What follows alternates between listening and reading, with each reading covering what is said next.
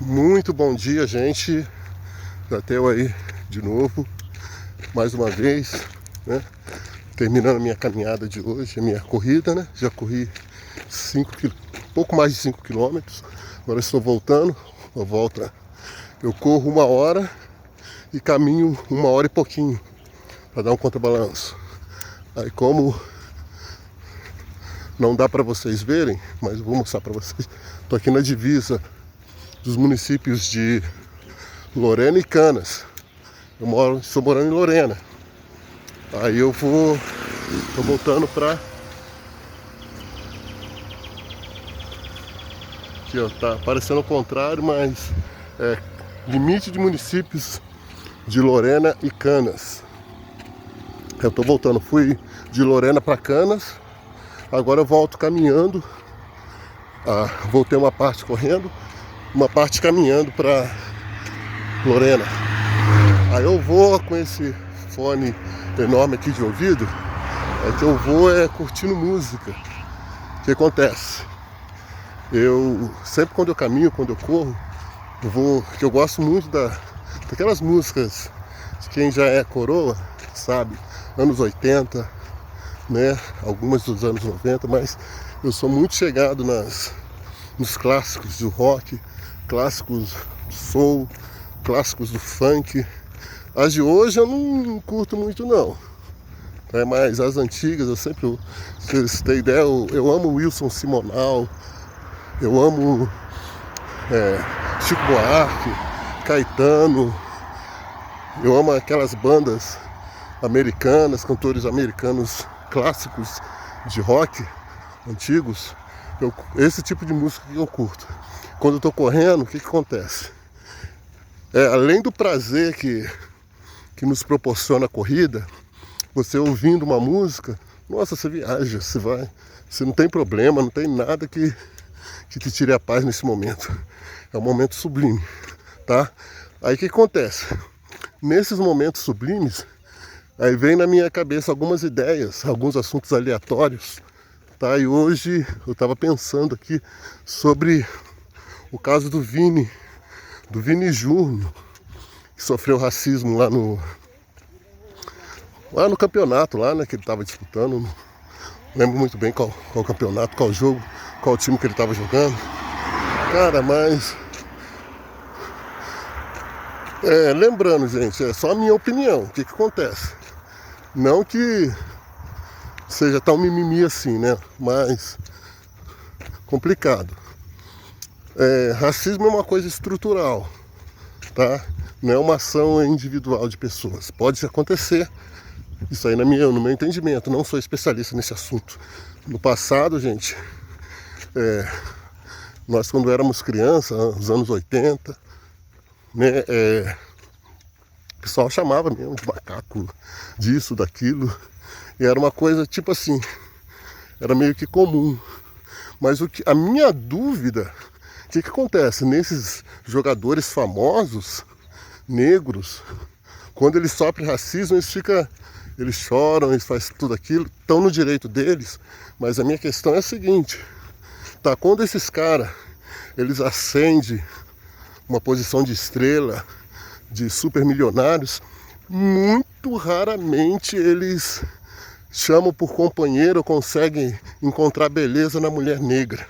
Sempre esses caras, você vê a mulher, sei lá, a namorada do Vini Júnior, uma loira.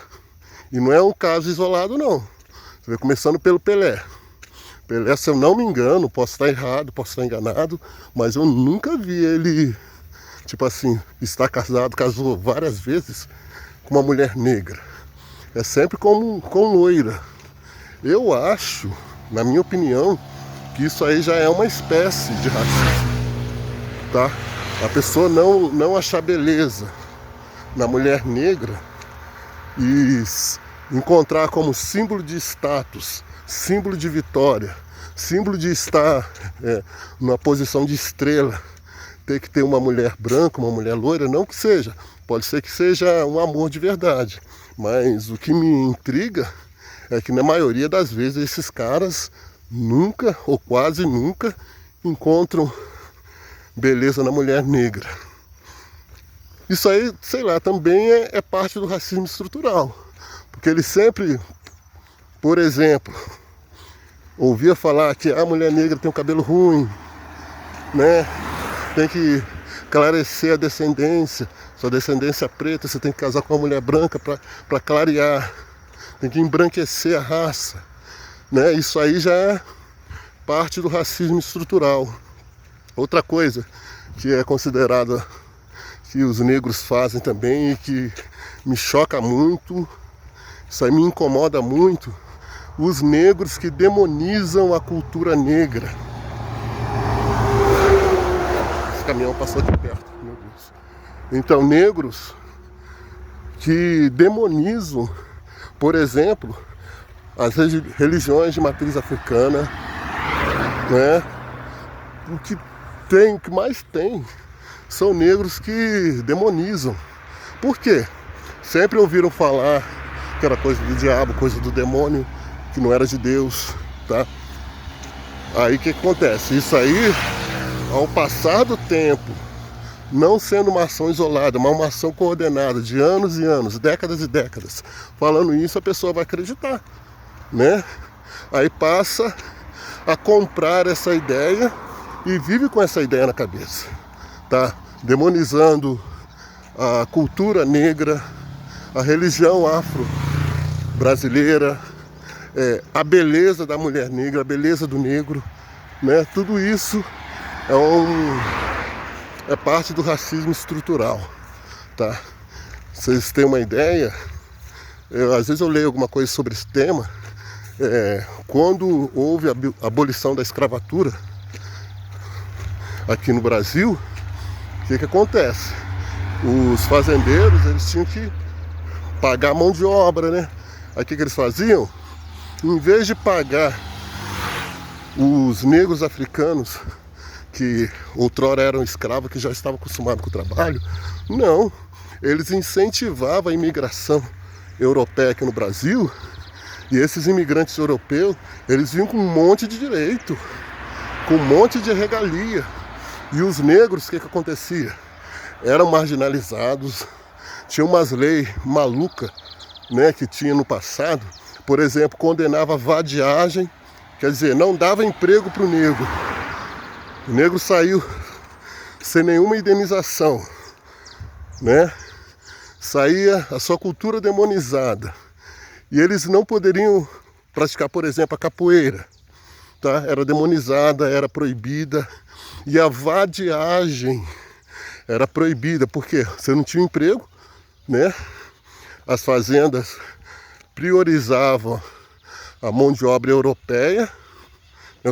Os imigrantes europeus que vieram eram priorizados. Os pretos sem emprego, sem uma renda, eles vão viver de quê? Então, complicado. E esse racismo é estrutural, gente. Não é uma ação isolada, tá? É uma ação coordenada, é uma ação governamental que veio desde o passado, que agora, né, nos dias atuais, diante de algumas ações afirmativas do governo, por exemplo, as cotas, você vê que ao nível de loucura, tem negro, né, que é contra a cota para algumas situações. Não que seja, o que acontece? Tem branco que é pobre também, né? A cota deveria ser para todos, né? Dependendo da situação.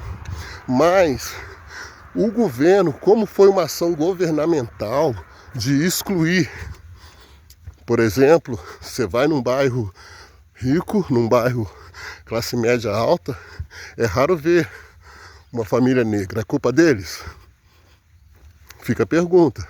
Agora você vai no presídio, a maioria da população carcerária, isso aí de longe, são de negros. Você vai na favela, a maioria das casas são de negros. Agora você vai numa escola particular, uma escola de elite, uma escola boa, tá?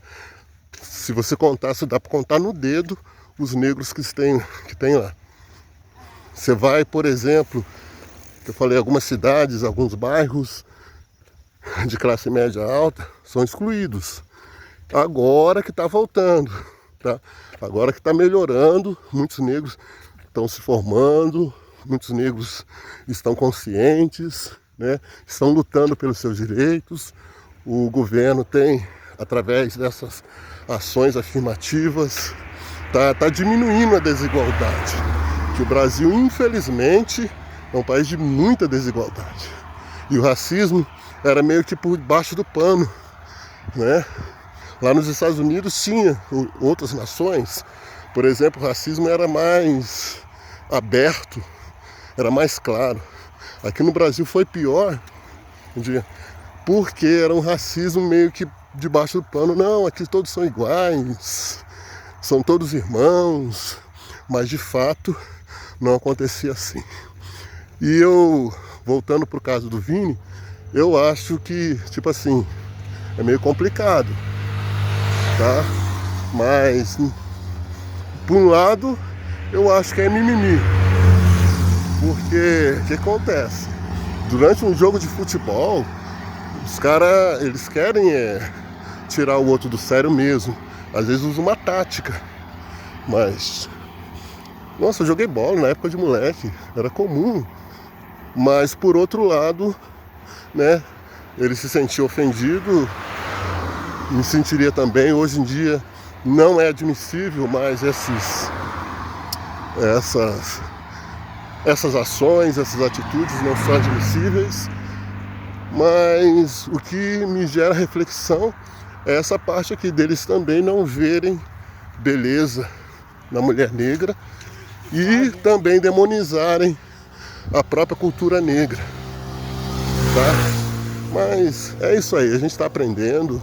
A evolução do ser humano é muito lenta, muito lenta. Você vê 2026, tá tendo guerra, iniciou uma guerra, fora aquelas guerras da Ucrânia, a Rússia invadiu a Ucrânia, ontem os Estados Unidos, né, Irã. Eu sei que o Irã é um país complicado, onde tem teocracia, gente, teocracia complica. Por isso que me incomoda muito esse negócio de bancada evangélica. Eu respeito muito, sou evangélico até, né? Posso dizer que sou. Mas, tipo assim, a fé tem que ser uma coisa pessoal. Tá dentro do templo, dentro da sua casa. Agora, quando a fé vira uma coisa de Estado, aí é complicado. Porque a gente tem algumas fotos do Irã, desse povo aí antigo, antes de se tornar uma teocracia, né?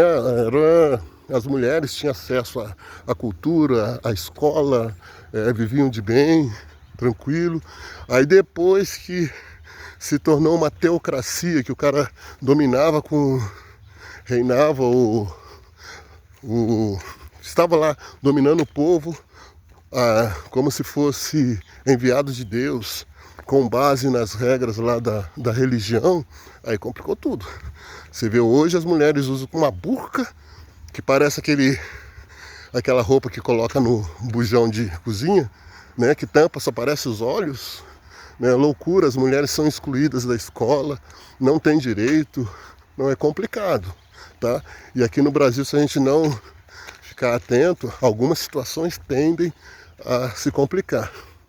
Não que a religião, a bancada evangélica e outras mais não possam ter uma representatividade governamental lá no legislativo. Deve ter sim, lutar por seus direitos, lutar por exemplo, isenção de imposto de renda, proteger a liberdade do culto, a liberdade religiosa, beleza. Agora, a partir do momento que eles tentam impor a regra deles, a regra que é a fé deles, pessoal, por uma nação inteira, aí complica. Aí, geralmente, não é bom. Porque nem todas as pessoas são iguais, tá?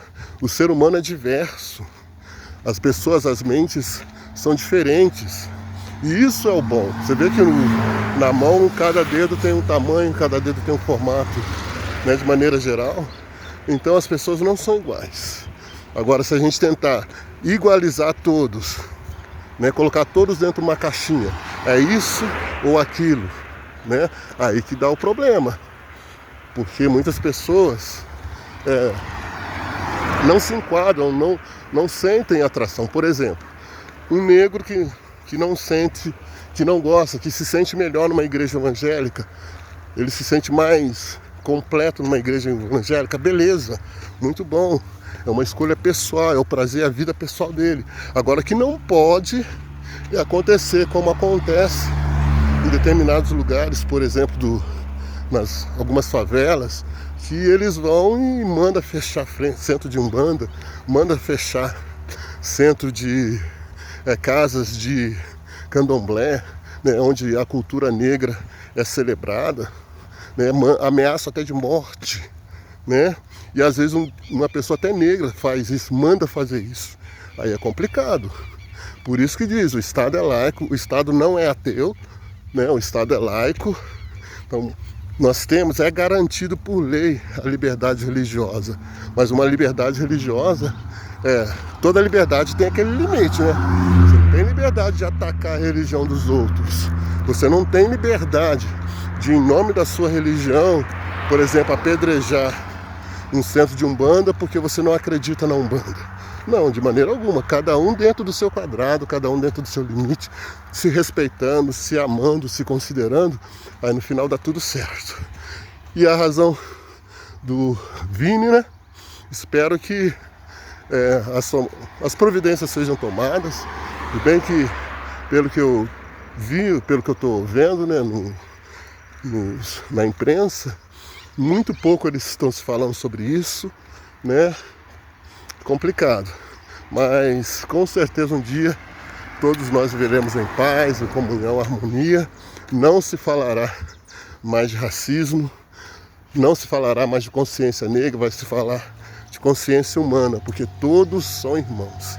Você vê, ó, um planetinha pequeno que está aqui, ó, que orbita uma estrela pequena numa pequena galáxia que tem 7 bilhões, 8 bilhões de pessoas, é muito pouco em relação ao universo. A gente não consegue se entender, a gente ainda vive nessa guerra, vive nessas situações de um querer ser melhor do que o outro, complicado.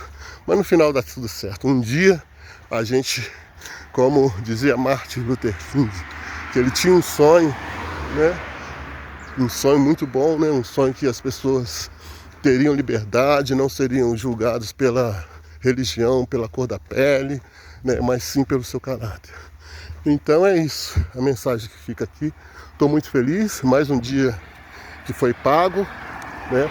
Consegui correr, consegui caminhar, estou caminhando ainda, estou chegando aqui em Lorena e estamos aí. Muito bom dia para todos.